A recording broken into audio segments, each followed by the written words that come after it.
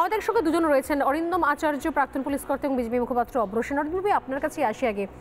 যে ভয়ঙ্কর জিনিস, মানে যেভাবে এর আগে পাসপোর্ট জালিয়াতি কারা করছে কি না করছে আমরা জানতে পেরেছি, এখন যেভাবে দেখতে পাওয়া যাচ্ছে যে জঙ্গিদের যে মারাত্মক প্ল্যান ছিল আমরা দেরিতে জানতে পেরেছি বিশেষ সূত্র মারফত, কিন্তু এরপর সব ক্ষেত্রে তো এরকম হয় না, সংবাদ আমরা পরেই পাই, আগে বিস্ফোরণ হয়ে যায়। যে ভয়ঙ্কর প্ল্যান মানে একদম খুব স্পেসিফিক্যালি টার্গেট করা হচ্ছে চিকেন স্নেক, টার্গেট করা হচ্ছে এনজিপি স্টেশনের মতো স্টেশন, উত্তরকন্যা, দক্ষিণবঙ্গের তাপবিদ্যুৎ কেন্দ্র, এ তো মারাত্মক প্ল্যান রয়েছে। এখনো পর্যন্ত আমরা কেন্দ্র বনাম রাজ্য, রাজ্য বনাম কেন্দ্র করে যাব, এগুলো থেকে মুক্তি পাওয়ার রাস্তা খুঁজবো না আমরা? আপনি বলছেন এখন আমরা জানতে পারছি কেন? 2012 সালে যে খাগড়াগড়ে 2 অক্টোবর যে ঘটনাটা ঘটেছিল, সেখানে এনআইএ, ন্যাশনাল ইনভেস্টিগেশন এজেন্সি যদি এই তদন্ত ভারটা না নিত, তাহলে আমরা কি জানতে পারতাম যে ভয়ঙ্কর চক্রান্ত এবং who is the Tania Parvin, highly qualified, তার সাথে জেএমবি থেকে শুরু করে লস্করি তৈবার থেকে কি সুন্দর একটা নেটওয়ার্ক। আমরা কি জানতে পারলাম যে নাম হচ্ছে বোমা মিজান।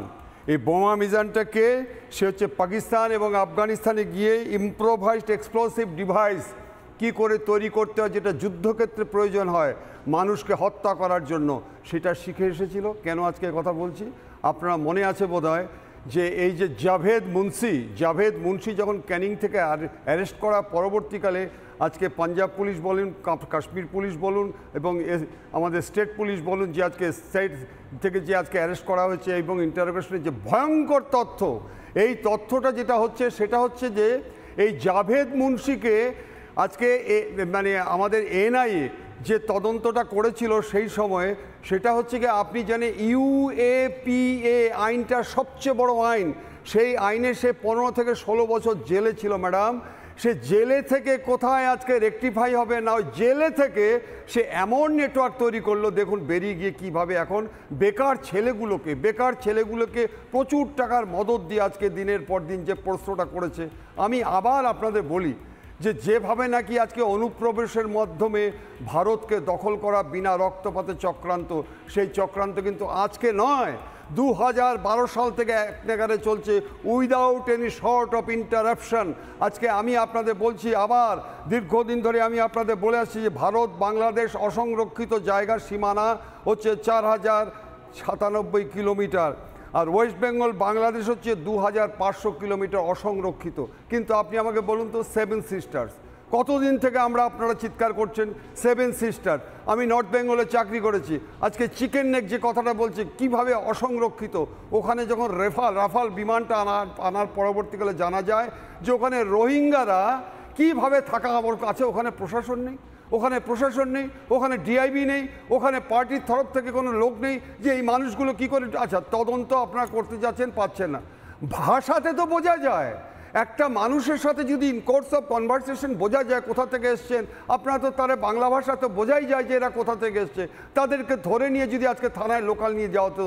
আজকে দিল্লিতে দেখলাম যে 12 জনকে ধরার পরে, অনুপ্রবেশকারী ধরার পরে আজকে তাদেরকে আজকে পুশব্যাক করা হয়েছে। আচ্ছা বলুন তো, এই ভারতকে কেন আজকে লক্ষ্য করা হচ্ছে? সেই আমরা সুলতান মাহমুদ থেকে শুরু করে দেখছি এই ভারত আফগানিস্তানে যখন যুদ্ধ হয়, আপনি জানেন 2020 সালে, তখন যখন অসহায় নারী পুরুষগুলো, যখন আজকে বাচ্চাগুলো মুসলিম, তারা পাশের মুসলিম রাষ্ট্রে যেতে যাচ্ছে, প্রাচীর তুলে দিয়েছে, না আমার এখানে হবে না। পাকিস্তান থেকে সমস্ত অনুপ্রবেশকারীদের তাড়িয়ে দেওয়া হচ্ছে। ভারতে আজকে কিন্তু দেখুন, আজকে দলীয় রাজনীতি, কদর্য ভাষা এদের বলতে ইচ্ছা করে যে এরা আজকে যে অসভ্যতা বর্বরতা করছে এবং নিজেরা আজকে নিজেদের অর্থের জন্য আজকে যা করছে, যা খুশি তাই করছে, আমার দেশকে আজকে বিক্রি করে দেওয়ার জন্য চেষ্টা করছে। এই দেশকে আজকে যেভাবে নাকি চক্রান্ত করে দিনের পর দিন, শুধু পাকিস্তান নয়, আজকে বাংলাদেশ নয়, দীর্ঘদিন ধরে অন্য জায়গা থেকে কাশ্মীরকে যদি আজকে তৈরি ঠিক করতে পারে, পেল্টিং অফ স্টোনস, একটা ঢিল ছড়লে 500 টাকা। আপনারা কি সম্প্রতি কাশ্মীর ঘুরে এসছেন? দেখে আসুন, যারা মুখে কথা বলছে বিশ্বাস করবেন না, ঘুরে আসুন, দেখুন সেই কাশ্মীর যদি পরিবর্তন হতে পারে, তাহলে আমার এই বাংলায় যারা দিনের পর দিন বর্ডার এলাকাগুলো কিভাবে আজকে ছেয়ে গেছে, কিভাবে আজকে কিছুদিন আগে আমরা দেখেছি যে আমি বলছি যে 2011-12 আগে যে জমিটা ছিল আজকে 15 থেকে 20 হাজার টাকা, সেটা আজকে 4 লক্ষ, 5 লক্ষ, 10 লক্ষ। কারা?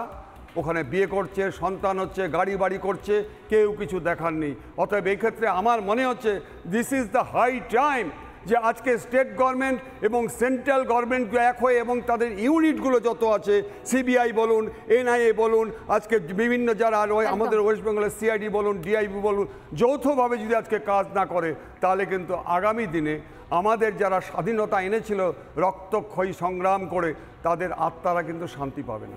নানা ধরনের কন্টেন্ট দেখার জন্য লাইক করুন, শেয়ার করুন আমাদের ফেসবুক পেজ, সাবস্ক্রাইব করুন আমাদের ইউটিউব চ্যানেল। পাশাপাশি অন্যান্য ব্রেকিং নিউজের জন্য অবশ্যই চোখ রাখুন রিপাবলিক বাংলায়।